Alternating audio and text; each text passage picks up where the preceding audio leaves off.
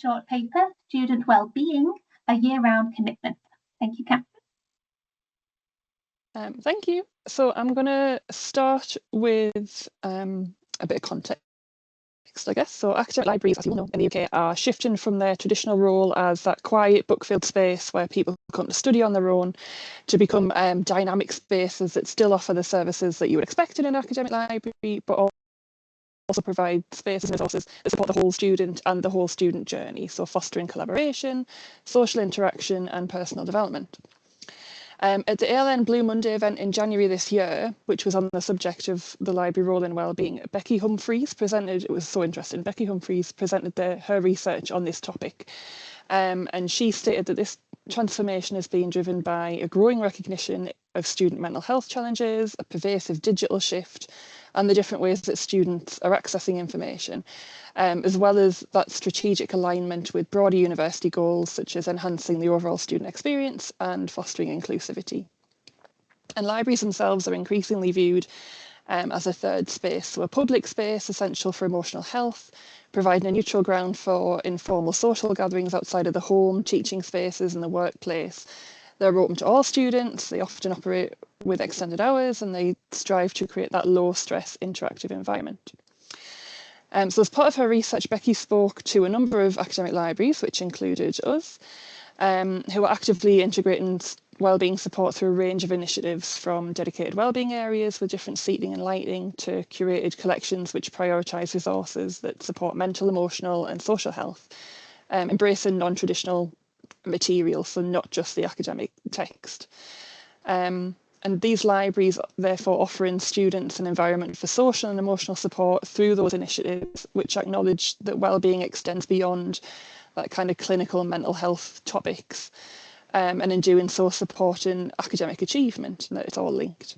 So at Durham University Library and Collections, student wellbeing is an integral part of our offer. It forms part of our business as usual activities, and it's also something that we highlight at different times of the year, particularly when we know that stress levels are high and students need a bit more support.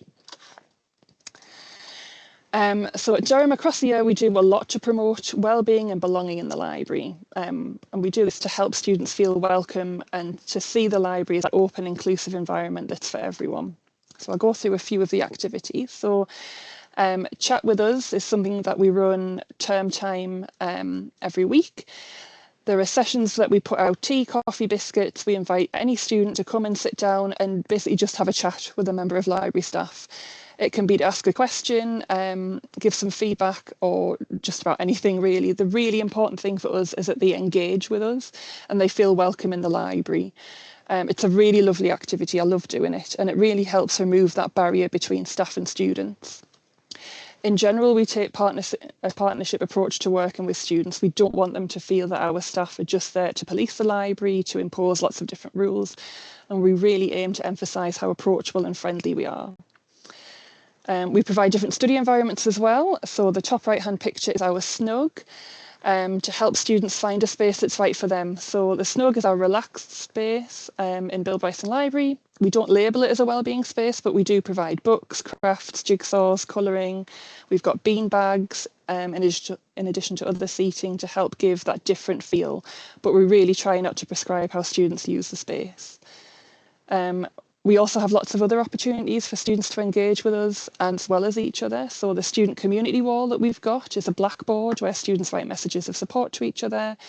We have displays and information stands across the year where we highlight our own events and resources and collections. So things like Diwali, we do banned book weeks, but we also support other initiatives across the university as well. So we've done drug and alcohol awareness weeks, the Never Just campaign, which is the university campaign that raises awareness of sexual misconduct and violence, and Nightline and things like that. And we also have our library mascot, Billy B, who makes an appearance in person and through our social media. Billy has been so helpful to help us develop that friendly, informal identity with students, especially on social media, and they get up to all kinds of antics. And we use Billy to promote information and changes we make, so letting people know that we've got new water fountains, as well as promoting our online resources during vacations. We also hope to give students a sense of ownership and belonging within our collections as well, so to ensure that they see good representation in authors and topics, as well as promoting library wellbeing reading lists and reading for pleasure. So we've got our wellbeing guide, which is on LibGuides, where we link to curated reading lists for leisure reading, wellbeing, Green Space, which is the University Environment and Sustainability Group. We've got BFI Player, Canopy, Libby, box of broadcasts where students can access films, TVs, ebooks, e-magazines and audiobooks, and not just for their academic work. And we also have the Liberate My Library initiative as well. So that's something that empowers students and staff to help diversify our collections, open them up from their academic texts, through recommending books, films and other materials that reflect the underrepresented voices and experiences. And just part of our commitment to making our collections even more inclusive and representative of the communities that we serve. We also run a number of campaigns across the year to promote wellbeing and self-care activities. So these are both at the Bill Bryson Library, which is our main library, and our ISC library, which is at a different campus. So in October and September, we have Welcome Week, which is sort of Induction Freshers Week, where we've got information available. We bring out handling objects from our museum collections. We play Spin the Wheel, which is really popular. We also have Black History Month in October, where we highlight different resources again within our collections. We've previously done giveaways using titles recommended by student groups, so getting the student voice in there. In November and December, we've got Christmas Wellbeing, so we've got lucky ticket giveaways, festive chat with us, so we'll bring out the hot chocolate and the marshmallows. We've got a decoration station, so students come and decorate their own Christmas ornament, and our Christmas wish tree as well. So we work with the Students' Union to identify 3 local charities that we want to support. People from across our community put gifts underneath our Christmas tree and we present them to the charities at the end of term. In January, we've got Blue Monday, so we do blind date with a book, where we have books wrapped in brown paper with a description on the cover to give students an opportunity to expand their reading. February, LGBTQ+ History Month, where we're highlighting resources again, and we're encouraging new suggestions through Liberate My Library. March, very busy, World Book Day, where we encourage reading for pleasure. We have a need to read suggestions board out, so students can recommend books to each other, and we can add some of those to our collection. It's the university's Global Week in March as well, so we celebrate Durham's global culture, and we've previously run human library sessions there as well with the EDI team.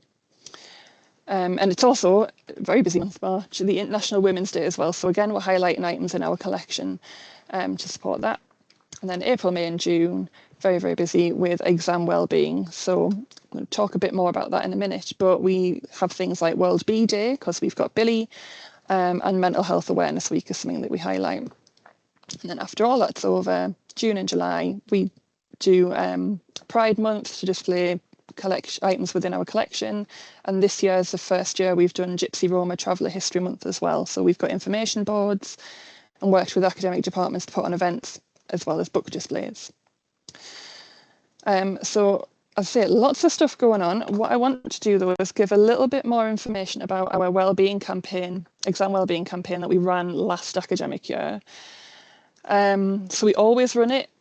This one we ran in Easter term 24-25. We had a variety of activities and information displays at Bill Bryson Library, the Teaching and Learning Centre and the ISC Library, so 3 of our different study spaces as part of this campaign.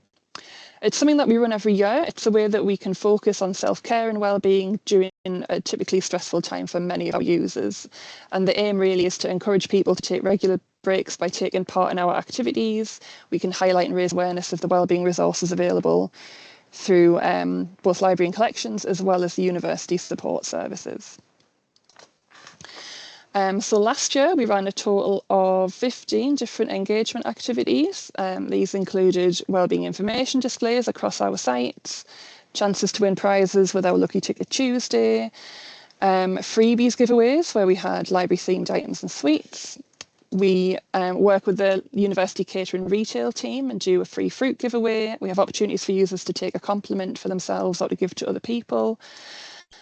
And we also do things like World Bee Day event, which happily is in May. So we have Billy making an appearance. We've got more freebies linked to that sustainability element. So siege papers, recycled pencils, sleep masks, as well as things like colouring and puzzle sheets, particularly at ISE Library, which is on a smaller campus, Reading Well bookshelf, mental health awareness week display, and social media votes just to get that student involvement. So it was a really successful campaign, I'm glad to say, last year. It ran for the full term, and got a few numbers there as well. So during the course of the campaign, we had over 760 compliment cards taken, where we basically put out small cards with different complimentary messages, so people can take one for themselves, take one, pass it on. It's a really lovely thing to be able to do. 500 pieces of free fruit were taken really quickly, actually. And this is supported by Small Island Coffee, which is our library cafe, and was really well received. We're at 76 lucky ticket winners, so we hide golden tickets around the library for users to find, and then they come and collect their prize from the help and information desk. And prizes include anything from Amazon vouchers to hot drink vouchers and some chocolate bars, notebooks, lidded cups, plants and things like that. We've got 180 seed papers handed out as well, and these are, we make sure they're British variety seeds. And 25 Instagram posts as well on World Bee Day. So we had a Billy takeover to celebrate World Bee Day. Billy made appearances in the library to give away some freebies. We had Billy Bee tea, so we handed out tea bags and sleep masks to promote healthy sleep habits for our students. Water bottles to stay hydrated, which seems particularly relevant today. And we had some absolutely lovely comments from students as part of that about how Billy made their day. They always love to see Billy out and about. And then on top of all of that, we also gave away some freebies, because why not? So more than 2,000 library freebies and sweets were given away. So this is staff that do this. They hand out notepads, pens, bookmarks and sweets. And it's just another opportunity to interact with our students and show us as that kind of supportive gesture. Yeah, and the online activity was really successful that year as well. So our engagement on social media was more than double than what we'd seen the previous year. So we did 122 social media posts through Instagram and Facebook. More than 6,000 people engaged with the post, 141,500 impressions, over 32,000 plays of our Instagram reels. And on top of all of that, more than 400 views on our wellbeing guide as well. So we can see that people are being kind of directed towards those resources that we're putting in different places. Generally, we get a lot of interaction on social media, especially during campaigns like this. So it's just another way of reaching out to our users. So we got some lovely feedback, which I thought I would share with you. So I've put the quotes on the slide there. So one of my favourites was a student who'd come up to the freebie stall and was asked by one of the team how they were doing, and they responded stressed. But things like this help, and it just, with all of the work that goes into these, being able to hear that is just, it's so lovely, and it makes it all worthwhile. This feedback and student involvement is something that's really important to us. We're very much a user-led service. After campaigns like this, we always look back and review. So that's why I'm talking about 24-25 and not 25-26, because we're in the middle of doing that review now. We look at the what went wells and the even better ifs as well. And a big part of that is the feedback that we receive. So whether that's through comments that the students make, staff impressions, graffiti boards, things like that. And we make changes to future campaigns based on that.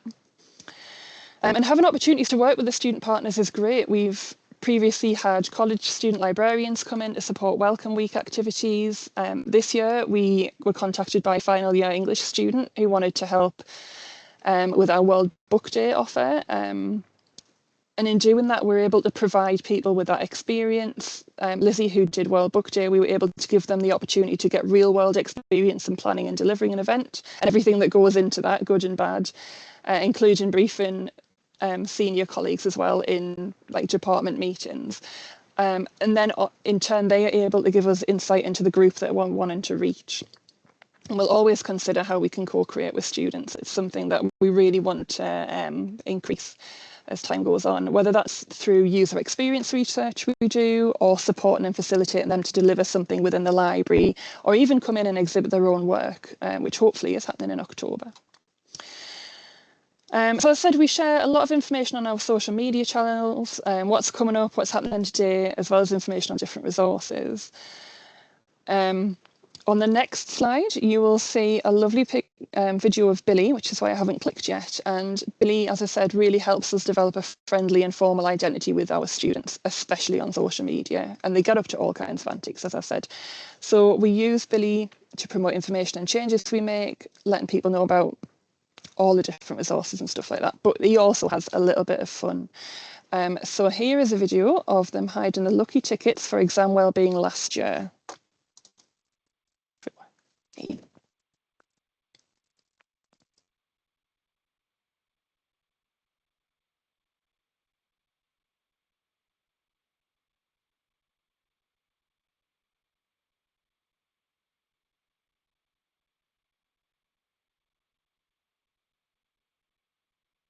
He loves to sneak, does Billy? He's forever tiptoeing around.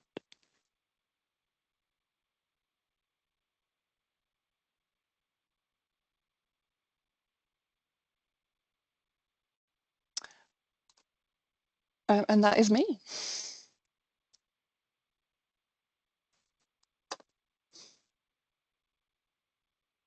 Thanks so much, Katherine. That was a really interesting presentation. I think made lots of people smile, especially the bee video. It's so cute.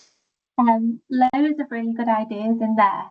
If anyone does have any questions, please do pop them in the chat. We do have a couple, so I'll read some of those out to you, Katherine, for you to have a go at answering.